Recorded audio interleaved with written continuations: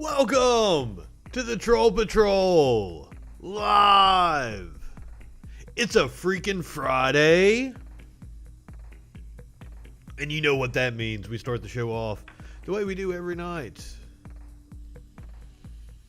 But on Fridays, we take bong rips.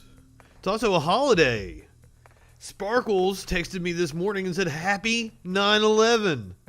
Happy 9/11, everyone.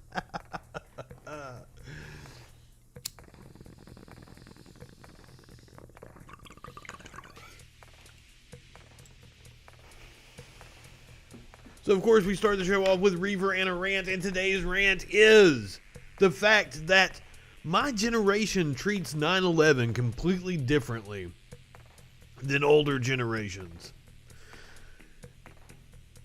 My generation mocks it.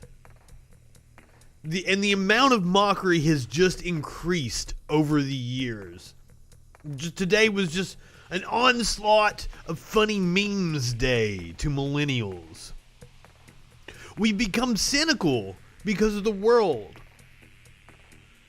In a world where a 9/11 happens every couple of days now, and it doesn't seem to faze anybody, my generation is wondering why in the world we should take 9/11 seriously. Especially when you've proven you don't take it seriously.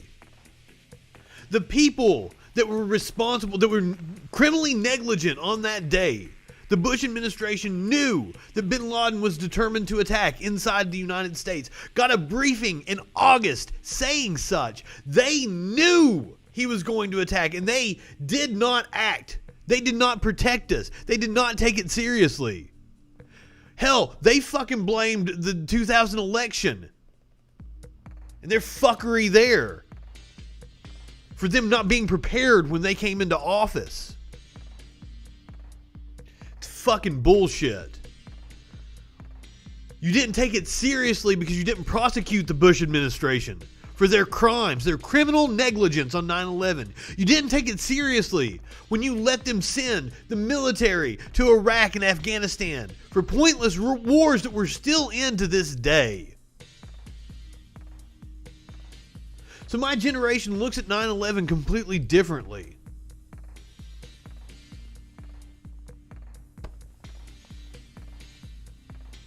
We mock it now.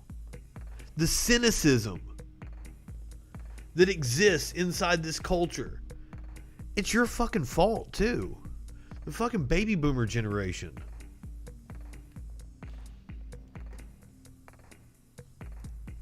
"9/11's not all we're going to talk about, but we can definitely talk about that today. Hold on one sec. We got to open up the phone lines here. If you want to give Freakin a call on this freaking Friday, let me know what you think. I always do this wrong. Call in, tell me I'm stupid. 917-830-4359. Or you can comment. There's a little chat box you can see over in the right-hand corner. It says chat with Freakin. Get on your little keyboards, your little phones, and type out something. Let everybody know what you think. I promise I won't mock you too bad. Unless you're a right-winger, because you're bound to say something stupid. Why? Because right-wingers are morons. That's all there is to it.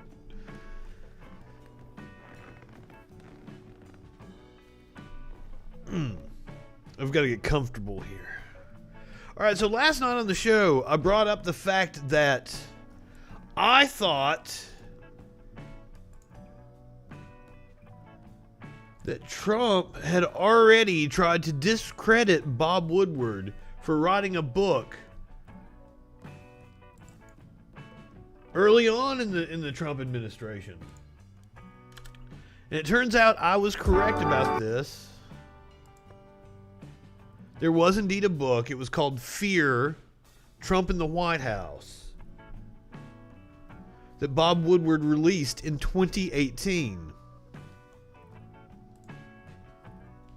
I haven't heard any other media outlet bring this up. I do not watch cable news, but I've not heard the perspective that anybody's brought up that, like, you know, we've already been through this once. There's already been one Bob Woodward book. So, let me see. I haven't watched this yet. Hold on, this I is was an 5 ad. months pregnant. To see all this going on in the world, I don't want. A new tell-all book paints a damning picture of the Donald Trump White House, and late Tuesday, the president fired back flat denials from him and top staff.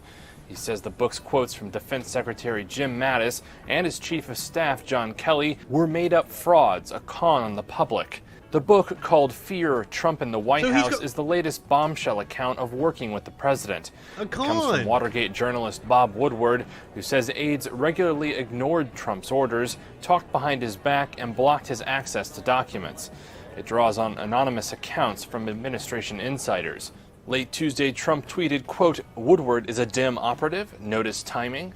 The Washington Post got an advance copy of Woodward's book. Okay, so hold on. Notice timing.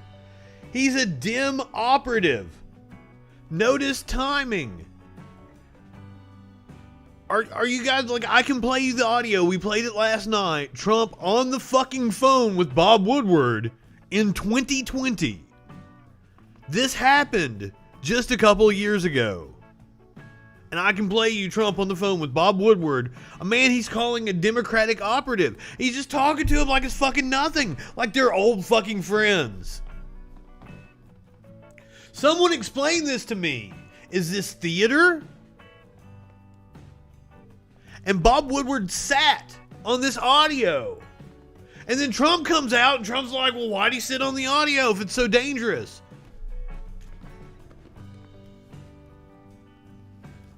This whole situation is just mind-boggling.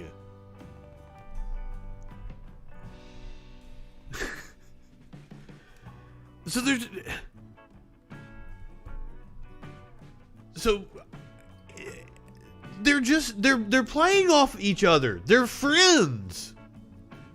So Woodward wants Trump to attack him because that helps sell Woodward's book. They keep talking to each other. Obviously, Woodward's not some kind of Democratic operative. Would the president be on the phone with a Democratic operative just spouting off about everything? And it is damning. We can play the audio from last night. If I didn't delete it off.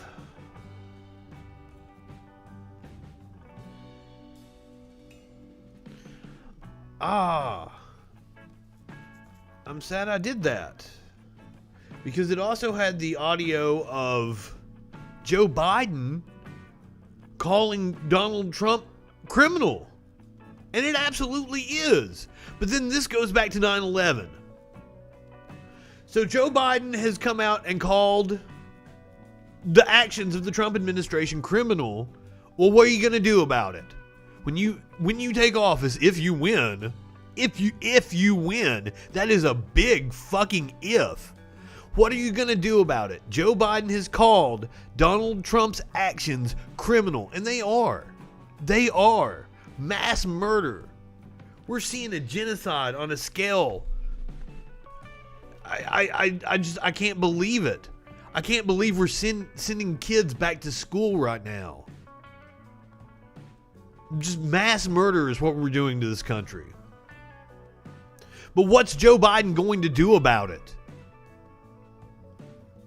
Is he going to prosecute the previous administration? Fucking Nancy Pelosi stopped us from being able to prosecute the Bush administration for their crimes and their culpability and lying us into war and not protecting us on 9/11. So what the fuck is Joe Biden going to do when he takes office to Donald Trump? Call in. Let me know what you think. 917-830-4359. I'd also like to talk about the fact that I used to be a 9/11 truther. I used to believe wholeheartedly that 9/11 was an inside job. And I was stupid. And I would love it if there was somebody from some 9/11. I joined some 9/11 groups before we started tonight. I'm sure they're hopping right now, right? It's their big day.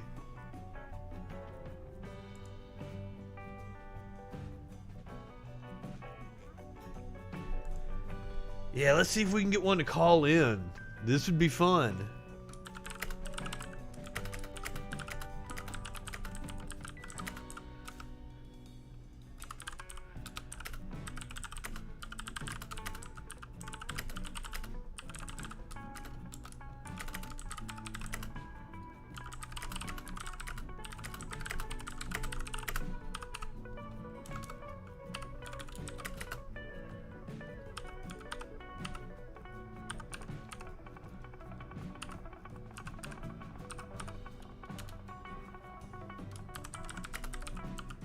Call now, bitches!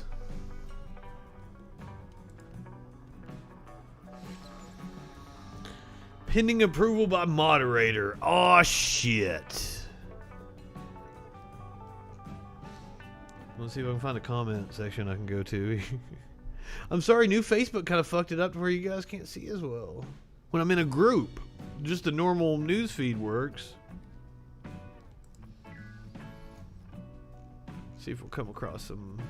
Here we go. Loose change. 165 comments. There's a lot of people in there.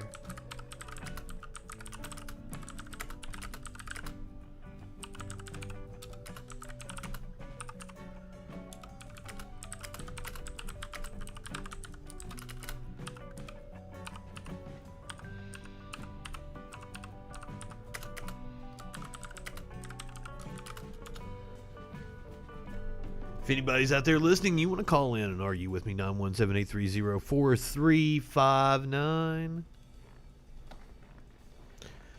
I have a garbage disposal,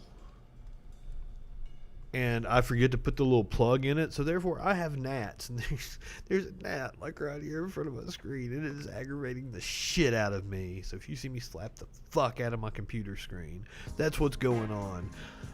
I prefer warmer weather, but goddamn do I hate gnats. I'd almost take wintertime right now because I'm so fucking tired of gnats. What is the best 9/11 documentary to watch and get refreshed?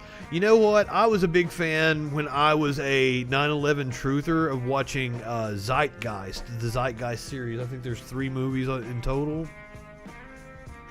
The first one, the first 30, 40 minutes is pretty... It's got some questionable things, but it's pretty solid when it comes to religion. But then it goes hard turn into the conspiracy theories on 9/11. So, it's an interesting movie. You know, that's probably what we should have done on 9/11. I should have, like, sat back and streamed that part of Zeitgeist. I bet I couldn't get a copyright claim on that, could I?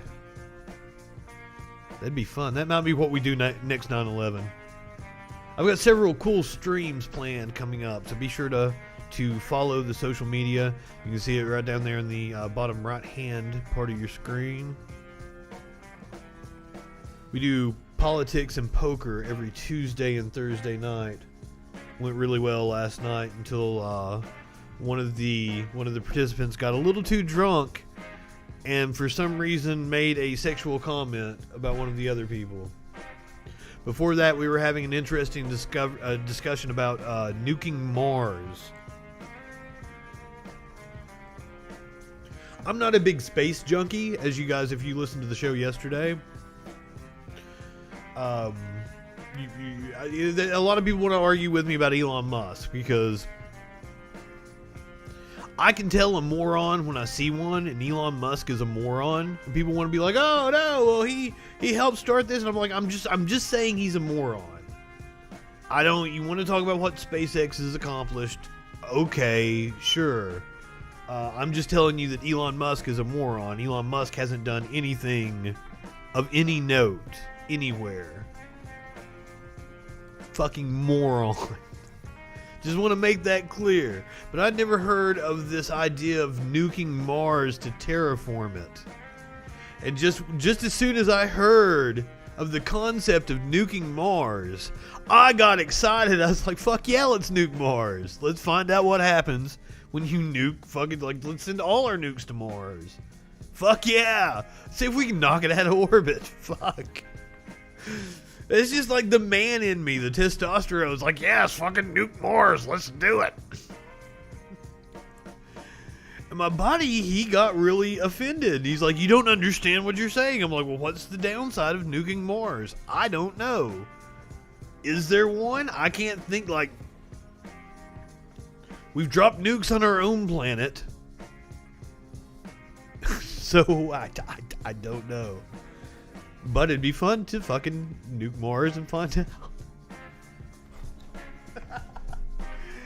Oh, shit.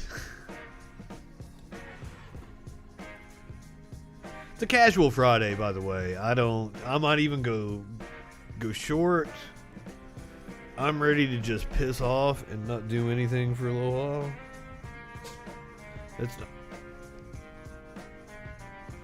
I think that was a cat sneezing, if you heard that in the background. Holy shit. I was really hoping I would get a 9/11 truther.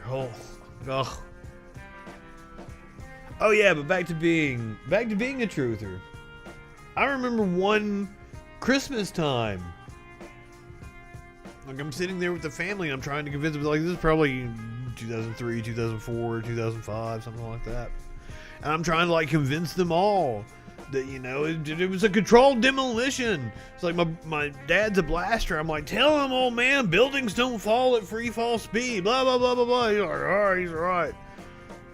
Well, the buildings didn't fall at free fall speed. That's the problem. When you actually examine the evidence, there is explanations for everything. And just the idea that the government could pull off something like 9/11 and keep it under wraps for almost 20 fucking years, that's absurd. Ow! Motherfucker!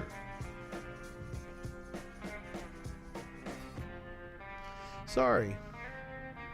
I'm a little high. I wasn't paying attention to what I was doing, I guess.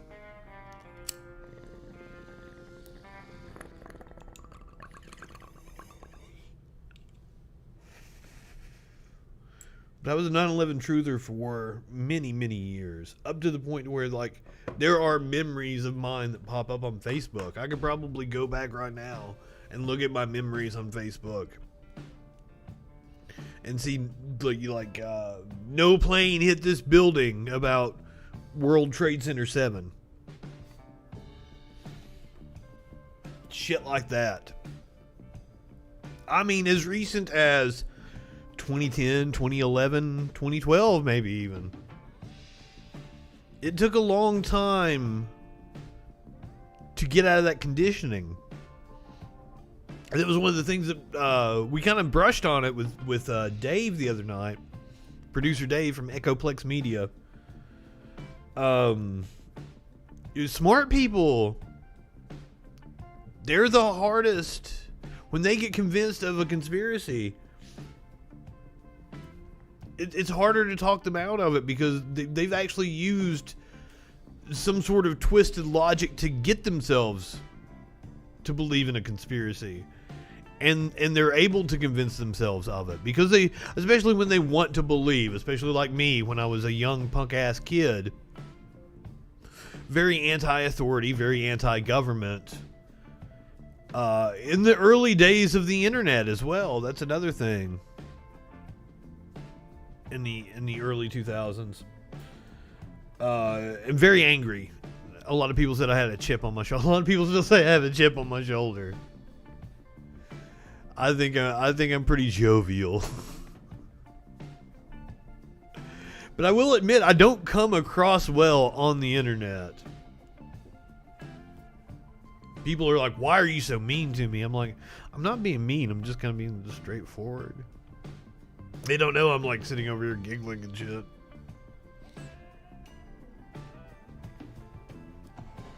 Fucking 9/11.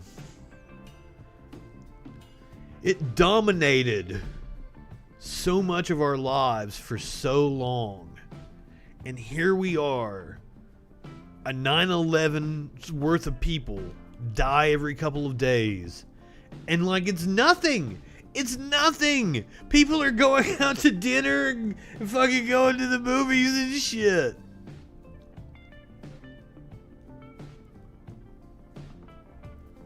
I see my friends, smart people. They're just out and about like nothing's going on. It's like, this is a fucking pandemic, guys. What the hell? Oh. And like, there was someone arguing earlier about their friend's business. They didn't want their friend's business. They didn't want their friend to go out of business. Well, if you don't want your friend to go out of business, then what you need to be doing is lobbying the government for mortgage and rent freezes and paying everyone to stay the fuck home so that there's a business to come back to when the pandemic is over. Because you know what happens when we do this half-assed fucking opening we've got going on here is there's gonna be a breakout at that restaurant. They're gonna shut down for a little while and they're never gonna goddamn recover.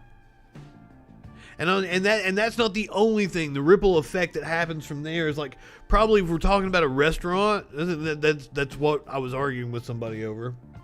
When we're talking about a restaurant, like those people don't have insurance. You're making those poor fucking, these are gonna be young people. They don't have fucking insurance. Okay, it's a relatively low number that might have to go seek treatment at a hospital. But what happens when they do? They probably don't have insurance because fucking restaurants don't offer insurance to waiters and waitresses. Most of them, I assume. I may be wrong on that.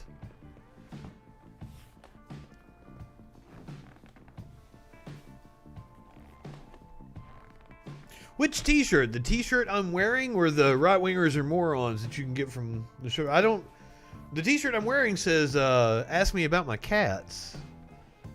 So I assume you mean the right-wingers are more. Yes. I actually, I have a flag of it right behind me.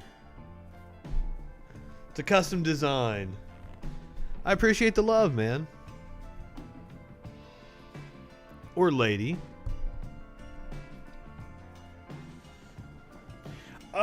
The phrase right-wingers are morons comes from the fact that I have to say it in a generality in order to be able to insult somebody on Facebook, in order to get around Facebook's rules against targeted harassment.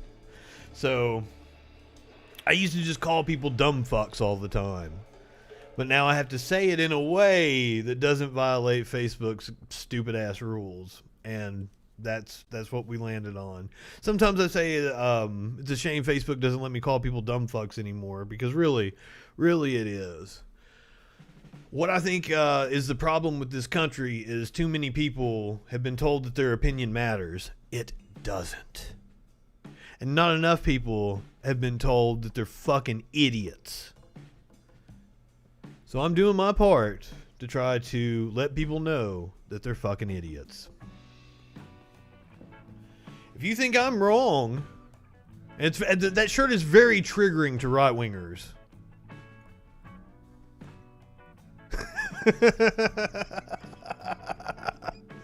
I see what you did there. Now I never said I was on the left. I am. Maybe if you're on Twitch, maybe you've seen my description. I am on the left, but I never said that. But no, the thing is, I keep running across right-wingers and they never really know what they're talking about, and they want to assert things with such certainty. And then I have to write a goddamn dissertation to tell them I'm wrong, or to tell them that they are wrong. And then I get called a libtard, or I'm told I've got some kind of liberal agenda, or some other fucking, I'm a cuck, a democrat, or some kind of shit like that. And it's like, why'd I write that dissertation to prove you wrong, only for you to just like piss off anyway? So fuck it. Right-wingers are morons.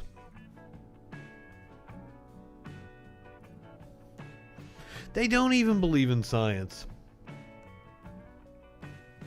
Are you trolling me right now? Sunshine?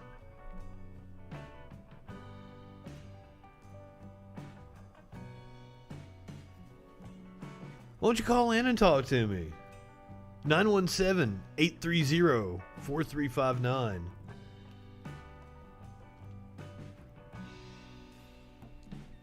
I love taking phone calls. I was going to knock off early tonight because it's a Friday.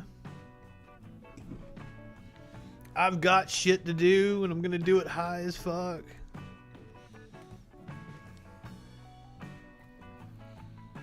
Absolutely. Dude, that's all I do with my life. Hang out with people and talk about how dumb right-wingers are. Well, of course I smoke weed. Look at me.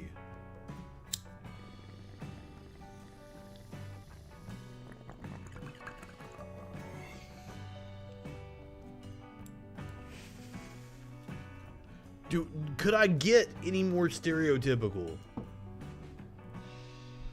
Do you think somebody with this appearance didn't have a bong sitting right next to them?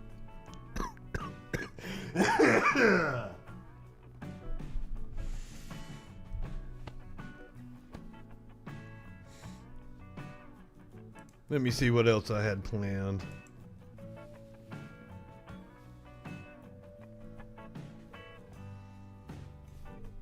I don't think I want to talk about any of this shit, to be honest with you.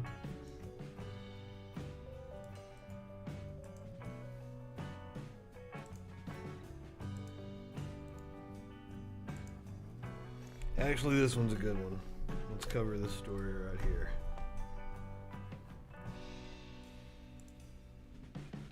So, Donald Trump received a major endorsement this week.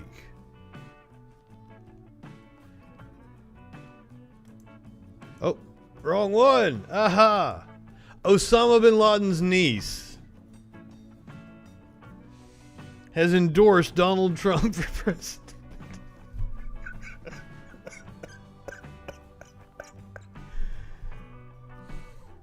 This is the craziest timeline we live in.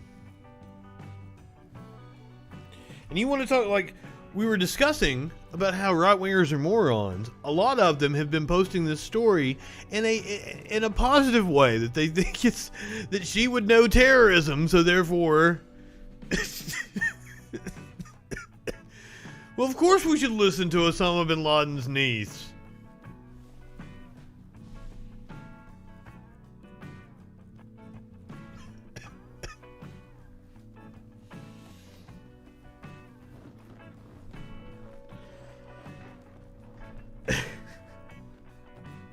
And look, this is the perfect story to also cover on 9/11.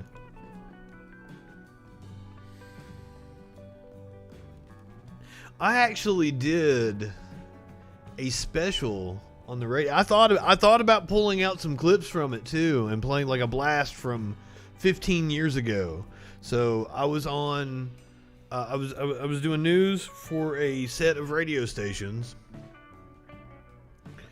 It was 9 different stations that we had, and I put together a special for the 5th anniversary. This is the 19th anniversary, and I'm telling you a story from early on in my career, from the 5th anniversary of 9/11. It's blowing my mind.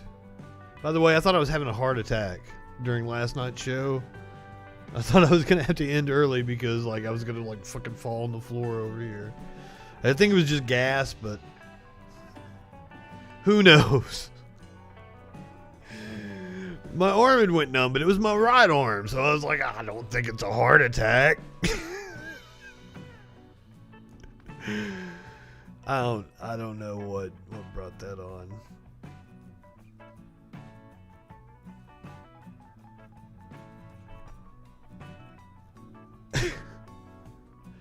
Osama bin Laden's niece says that only Trump can prevent another 9/11. It's amazing that something shittier than just a pandemic hasn't happened to us, honestly.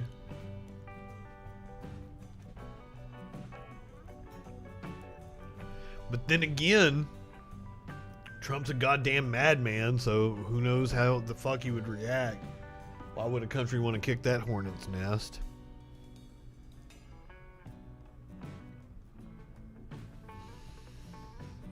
I don't know. What happened to you, sunshine? I thought you might call in and talk to me. If you do want to call in, 917-830-4359.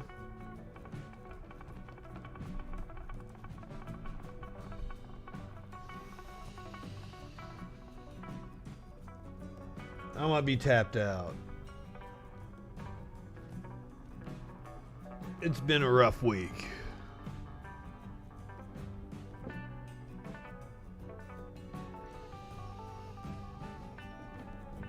I don't even know why I'm saying it's a rough week. Oh yeah, the MMA fighters. Fighting with them. That wasn't rough. It's been an interesting week for me, but when isn't it? Honestly. Yeah, we're going to cut it short on this freaking Friday. Go ahead, enjoy your weekend. Light one up, tip one back.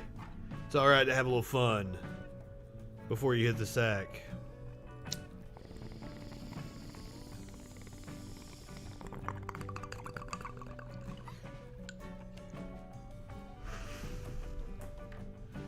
I'm Justin Freakin. We'll see you Monday on the Troll Patrol.